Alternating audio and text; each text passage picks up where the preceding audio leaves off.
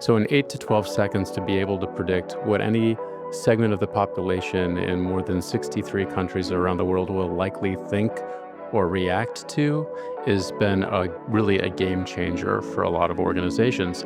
And I definitely see the portability towards making decisions about business.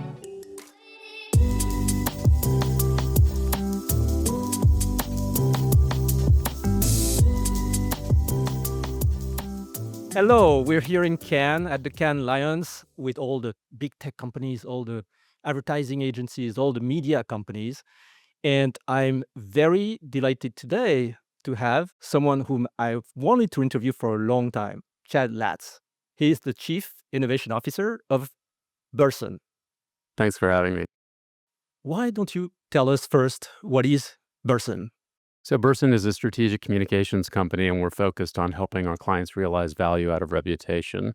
And my responsibility at the firm is leading innovation there. So, driving the different changes and adoption in AI.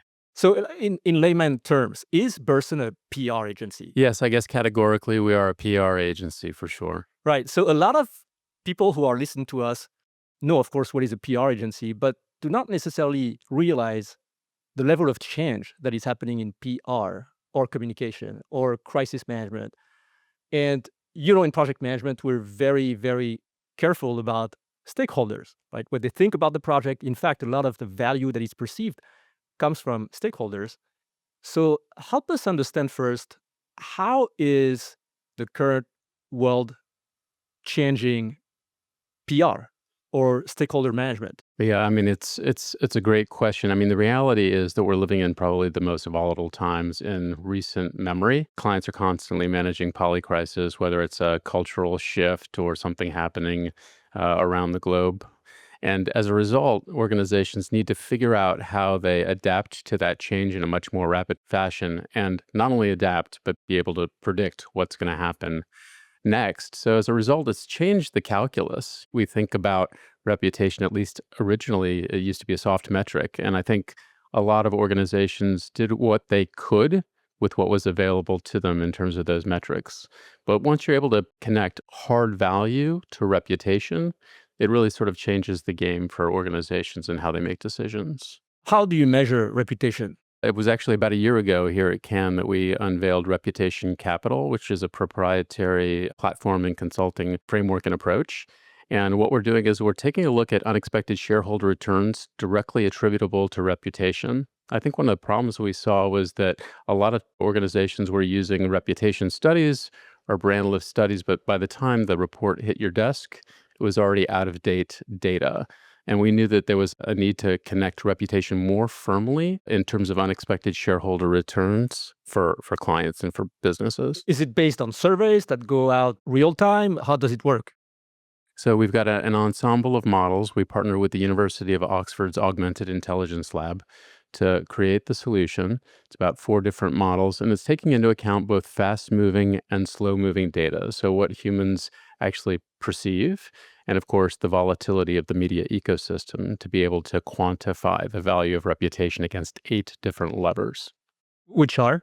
Anything from products and services to innovation and creativity to governance and to leadership. So organizations understand in this volatile environment, their upside opportunity and downside risk associated with movements. I think if you think about it, Pierre, if a tweet can wipe out 13 billion in market cap overnight, there's a greater sensitivity and need for these types of solutions for businesses.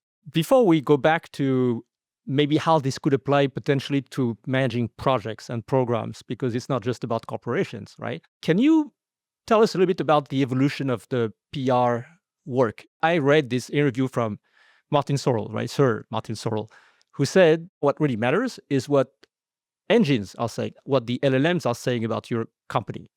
And so you got to feed them with as much content as you can. It's a numbers game almost to influence the LLMs so that in return, the LLMs influence people, right? So what's your take on that? So it's interesting. I think what's happening is that AI has become a mediator of understanding. And I think the thing that you're referencing is really the rise of GEO or Generative Engine Optimization. And, as we're taking a look at that, all of a sudden, it's not just a matter of where you show up in searches, it's how LLMs interpret the signals that drive brand perception. We're living in a zero-click world these days. And as a result, how machines read information and form opinion, and then that opinion is then conveyed to individuals is critically important. But we realized that there was also a fundamental flaw there too, because what it wasn't taking into account is the believability of the content among different stakeholder groups. So I think, maybe to the point, I think the rotation that's happened is that there's a big preoccupation with being visible in generative engines and answer Right. agents. Which What is a normal first step, right? You want first totally, to be there and yeah, then yeah. worry about what it actually says about you. Yeah, that's exactly right. So, of course, you have to think about, how do you create a structure of content. We've got a bit of a 3Cs framework that allows us clients to think about that. But equally important, we published a report called the credibility paradox, which took a look at the believability or the credibility as a result of what was coming out of individual large language models, 8 different large language models across 85 companies. And we were able to start to see like those kinds of signals that were coming across that helps to go back to your prior point about how the discipline is changing, it's really helping us to think through how do we change content, what content is surfaced, how do we think about structuring reputation and reputation inputs into what LLMs are reading. And so currently, based on what you're observing with all your clients, the 85 maybe that you've been referring to, do companies do a good job at influencing their reputation on LLMs? I think what we're seeing here is that there is a lot of movement in the space. There's a whole lot of preoccupation. It's becoming a bit of a boardroom conversation because it's a strategic signal that's feeding what reputation ultimately looks like for clients. So what we're seeing is a lot of interest in that area. What we're encouraging companies to do is to not just think about that as a sort of single audit moment. Like, for example, what are the 8 major large language models saying about my company or brand? We're thinking about this as an ongoing practice and a strategic signal that we take into account that then shifts communications programming and approach. So you're the chief innovation officer of Burson. Yeah. Burson is the largest or maybe one of the most reputable companies in your space worldwide. So let's try to do a little bit of lateral thinking. Many of the people listening to us today manage what we call giga projects with billions of dollars of investments that have massive impacts on communities, sometimes a lot of complexity in the political environment. You need to go find more funding. You run into unexpected issues. And you want to make sure that your stakeholders still buy into the project. Has Burson ever thought about applying all these great things you're doing for brand reputation to a program reputation or a project reputation? I would go so far as to say, a company's reputation really impacts their license to operate, regardless of what sector they're in or what industry that they're focusing on. And I think one of the things that's really critically important is that you get those foundational signals to really understand what creates the opportunity and the risk. You understand and can quantify that risk. Then you can predict, of course, what different movements as it relates to different vulnerabilities, project in the macro environment might generate for the company or the brand. And as you're able to predict that, you're able to then strategically pivot your approach to make that happen. I feel like you're talking a little bit about how do you use data as part of a decision architecture. I'm thinking more about your project potentially is losing the trust of your main stakeholders. So can you anticipate that? Are there techniques, are there tools that you could use from what reputation management is about to handle that better for your big project, big program? You're building a bridge, communities start to get worried about it. You're building data centers, communities start to be very worried about that, the effect on their local power grid, on water, on environment, and everything, right? So is there a way to learn from what is being done in corporate brand reputation management and in fact transfer this to almost a standard practice when you manage, let's say, a project of a big size that has potentially significant impact? And even if you think about more mundane things like internal projects that sometimes like you want to change entirely your entire ERP in the company, we know that transformation is hard and sometimes the effect of that project could be very negative on people's perception about the company, right? So how are there ways to use and leverage all your techniques and tools to program and project management? Oh, I really love that question, Pierre, because I think, one of the things that we've been really focused on is our work in cognitive AI. So with all of the preoccupation about generative AI, what we're really seeing is some power in cognitive AI or the ability to predict how different stakeholders are likely to think, react, or respond to Okay, that's very anything that, interesting. yeah. How do you do it? So, we developed a solution called Decipher. We partnered with a cognitive AI company called Limbic. And what it looks at are two critical signals. It looks at the believability of content messages, topics, themes, opinion leaders, and it looks at virality, the degree to which piece of content is likely to generate engagement. And we use hundreds of millions of artifacts to train AI models that will ultimately predict what will happen in the future, how an audience will likely react or respond to any stimulus in the future. And I think one of the things that's been really powerful about this solution, we talked about it's sort of those, let's say, those signals around reputation. You also need sort of a fast twitch response mechanism or technology. So in 8 to 12 seconds to be able to predict what any segment of the population in more than 63 countries around the world will likely think or react to has been really a game changer for a lot of organizations. And I definitely see the portability towards making decisions about business. I think fundamentally, PR and strategic communications isn't just about sort of outreach and media engagement. It's a critical component in driving business value and understanding what's going to create the opportunity and the risk for brands. How do you see all of this being impacted in the next 18 months by the increasing power that AI brings? Let's not think about 10 years down the road, but 18 months, right? What's your roadmap? I think, what we're seeing here is organizations really trying to maximize the value that they can extract from AI. If you think about how fast moving the conversation is, I guess maybe even over the last 3 years here at Cannes, the conversation began with, well, look at what AI can do. The conversation last year was, what should we allow AI to do? And then the conversation this year is like, what can humans do Yeah, as a because result of AI that? is doing so many things that we're struggling to catch up and now realize that we need to understand, in fact, in the end, what we are going to do. Yeah, that's right. And the tension, I think people have this idea of, let's say, AI being a collaborator. I sat in and listened to a panel yesterday, and the fundamental notion was AI is not a collaborator. Collaboration is something that's reserved for humans. AI is a tool or an instrument that allows humans to do better work, to add value for brands. And I think that's a really, powerful way of thinking of it. At Burson, we think of ourselves as an agency that's created for the intelligence era. And we're seeing AI give a lot of advantages for that. So And maybe you so, don't like Copilot being called Copilot. yeah, it's interesting. Yeah, I think all of us, working with a lot of organizations to navigate the AI transformation. And once executives bring the technology on board, they say, "Check, we've done that. We've enabled the organization with the technology." What we're finding fundamentally is that workflows need to change. We've, evaluated more than 230 different workflows, bundled them into different task classifications to quantify the value and the efficiency that could be driven by AI, but more importantly, how do organizations need to change to capitalize on that? And so to go back to your earlier question or point about where is it going, as agents and more A to A or agent to agent interaction happens, we have to take a much more strategic view around where humans come into the equation. That idea of humans in the loop, I think we're getting a bit sour to that notion.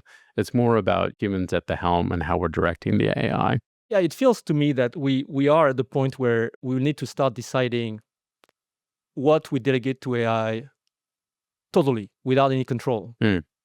What we may want to delegate with some control, with the human in the loop, and what we definitely don't want to delegate at all to AI. And that discipline of thinking and accepting that some stuff will be delegated without any control, I think is not there yet. I'm not seeing that much. Yeah, I think very, very low value tasks are easy to automate.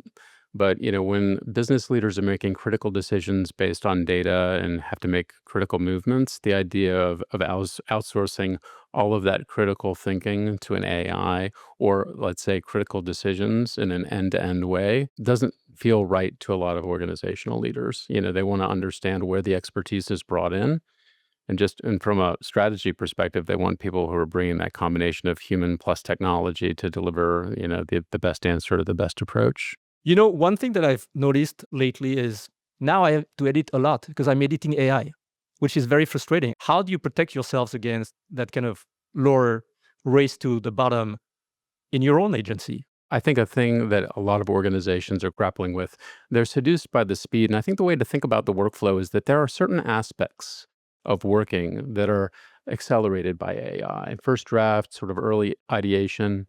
But then you might find yourself actually spending more time on the strategic refinement of the outputs to get to something that's really high quality. And I think at the end of the day, whether there's technology involved or not, the critical question is, are you producing something that's a high quality output that's going to make an impact for your business or your brand? And, that was a call to all leaders long before the technology became, so prevalent.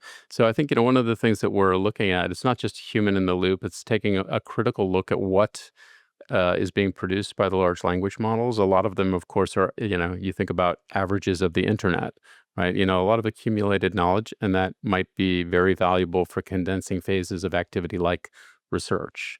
But, some of the deep critical and strategic thinking that needs to happen still needs to be driven by humans. And, guaranteeing that quality of what's coming out of the models before you sort of put it out into the world. We talk about AI slop. It's a real Yeah. problem And now. what is your message to your own teams? Do you let them encourage them to use AI, let them use AI, tell them not to use AI? What's your own message? Like, how do you see your even profession evolving? And I'm saying this because, of course, there are many perils with project management and project managers. Right? Do we encourage people to do everything with AI to go faster and then just check? Or do we tell them, no, you can't do everything with AI, don't do it? We sent an organizational mandate a couple of years ago, and we have an initiative called Future Work, which is really about enabling our workforce leveraging AI, but we also deliver that as a consulting practice to our clients. And, a call to action was really to get everybody engaged in the technology and the platforms, and we hit 100% adoption by our professionals last year. So I'll start by saying we are strongly encouraging our organization and our team members to leverage AI.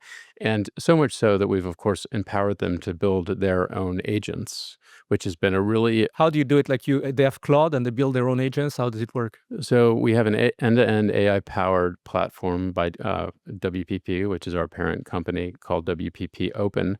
And we've literally put the ability for individuals to build agents at their own discretion to serve different work tasks. And it's based on which like LLM? They have availability of all of the large language models. Okay, So a so they can significant build agents based on whatever they want. whatever they want the underlying model to be, whatever they feel delivers the best output. And for us, Pierre, that was a game changer. Once you gave everybody the capability to think about how they could best apply AI and create themselves, it takes a lot of the anxiety out of the process. I think we work with a lot of organizations, and the anxiety around AI is like, well, how's the technology going to change my job? Is it going to impact whether or not I have a job? When you empower an organization to leverage best in class tools and technologies to build solutions that help them deliver their own work, in addition to giving them things like super agents that allow them to do common tasks, it's a fundamental game changer. That was what got us to the level of adoption that we have. It's interesting you're saying that. The other day, I was talking to a young partner in one of the large management consulting firms, and they had received 2 weeks earlier a message from their CEO saying the same thing. You can now use our platform, develop your agents at your discretion. And then 2 days later, they received another message saying, well, in fact, I didn't mean what I said. There are some restrictions. You can do this, you can't do that. And the rumor is within the company that it's because on day one, they had over $1 million of cost coming from the tokens. So how does it work at WPP or Burson? Like, are you not afraid of like the free management of agents and the consequences on the cost of operating your business? It's a reasonable question. What does it cost to actually run these models? And there's been a lot of high profile examples of very expensive token usage. We burned our whole year's allocation of tokens in a month's time.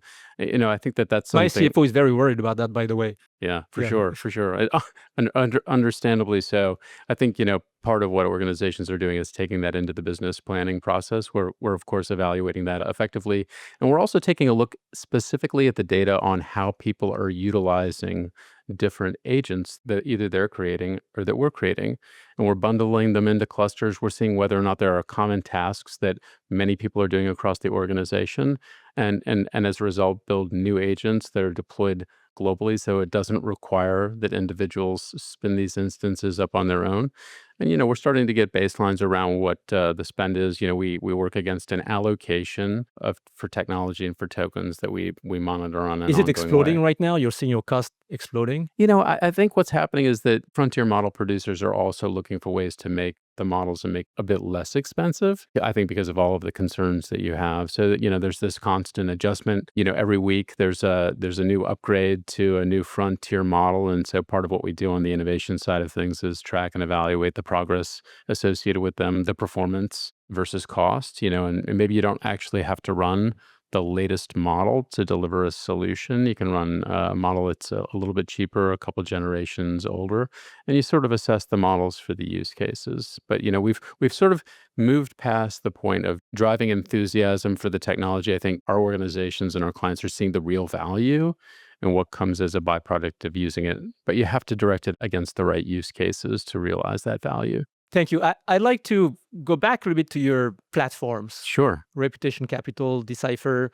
Sounds to me that you're accelerating the pace of feedback from stakeholders, from the environment, so that you can adjust faster. At PMI, for many years, we've been working around the concept of enterprise agility.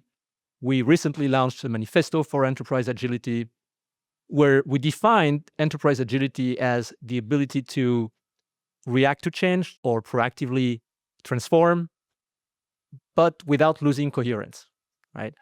So how do you manage this tension between constantly worrying about what people think and remaining steady with your strategy? Because you can't react to every single opinion or every single shift in the mood, right? So how do you avoid creating more anxiety, more volatility by giving people almost too much information too often? You make an excellent point. Not all things are equal. And I think one of the things that, AI has allowed us to do and our innovation portfolio that we've shaped is able to quantify that opportunity, the upside opportunity and downside risk, and predict what will happen when a particular situation comes to pass.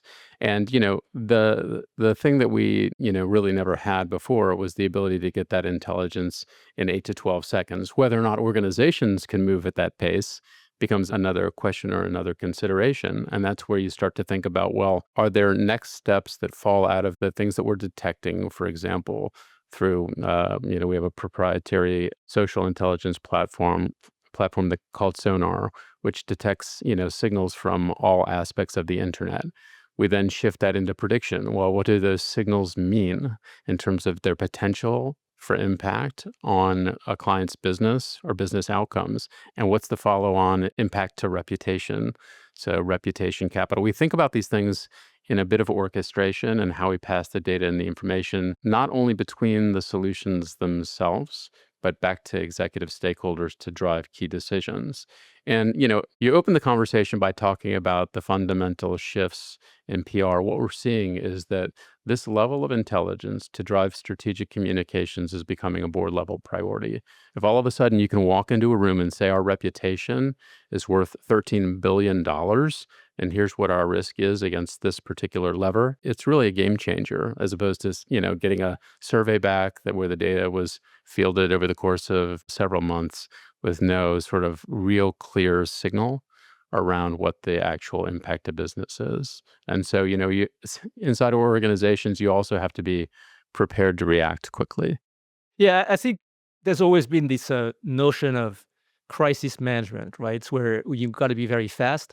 What I'm hearing is that even when you're not in a crisis situation, having real-time data about your reputation can bring a lot of value. Absolutely. I think one of the things that we know that organizations focus on a lot is how do we become part of the culture? How do we become part of the cultural conversation from an opportunistic standpoint to generate value and positive movement for the brand? So, a lot of the intelligence and technologies that, we've talked about today are things that we're using to fuel different aspects of our other practices. We've recently released a framework point of view called Culture Up, which looks at those opportune moments. It sort of shifts the paradigm from issues and reputation management and response towards how do you take advantage of cultural moments to build brand value. So I think you articulated it really well. It's in a way these technologies, these capabilities allow us to take a look at two different sides of the same coin. Chad, I have one last question for you. How long have you been coming here to Cannes? Oh, it's been probably a little more than a decade for sure. So if you look at the mood today compared to the mood last year, 2 years ago, 3, 4, 5, like what is the trend? Like how is it different? I think one of the things that would probably be of no surprise that I'm focused a lot on technology and technology executions. But this is Cannes, right? So everybody's here. All the big AI companies, tech companies. I used to come here, we had advertising agencies, media agencies, and then they got completely taken over by all the big tech companies. And now we're seeing all these AI companies everywhere. Yeah. Well, it's because of the intersectionality, right, of what the technology can enable through the lens of creativity. In the earlier years, we were seeing examples and instances of where AI was applied to a creative execution, and those were sort of interesting and novel uses. As we discussed, we started to see the conversation shift a little bit away from like, oh well, look at what this AI can do, and more towards what should we allow the AI to do. And I think there has been, at least for the last, several years, this tension between technology and talent, technology and human capability, which I think is obviously going to continue to be a trend as we move forward. I'm really excited about taking a look at some of the work and seeing how technology is being applied. I had a funny discussion with a colleague, and we said, so, are we finally at this moment where AI has to be less central to the conversation? We no longer ask the question, well, was this thing produced by Photoshop, for example? The technology sort of fades into the background, and the human capability and creativity is brought to the fore and accelerated. And so, if we sort of think about that through the lens of reputation, we feel strongly that reputation is earned and creativity is a big part of that. And so, for me, what I'm looking at is that constant mix and the tension between technology, creativity, and human capability, which is obviously constantly changing. Right. And if you had one piece of advice for our young audience, so people who just maybe are still in college or are looking for their first job or just started with a company, what kind of advice would you give them in this very unknown world that we're in, right? The evolution is so unclear.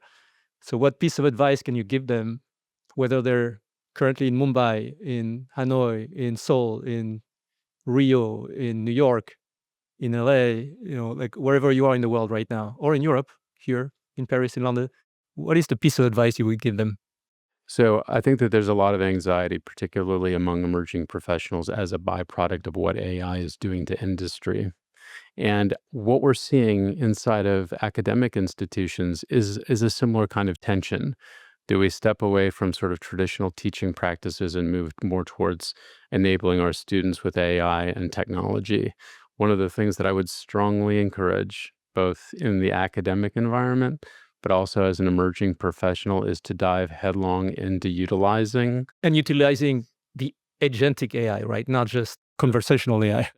That's exactly right. And in addition to that, seek out the human interaction, mentorship, and engagement that will allow you to develop in your professional career. Learn from people in addition to learning from the technology. Sort of an interesting thing that we observed, Pierre, actually, in the earliest days of our organizational adoption of AI, it was actually our youngest cohorts that were the most hesitant about utilizing the Yes. technology. We're seeing this in project management sometimes. Yeah. It's a bit of a head scratcher. Yeah. We're thinking, oh, like this is a generation that is inherently digitally native.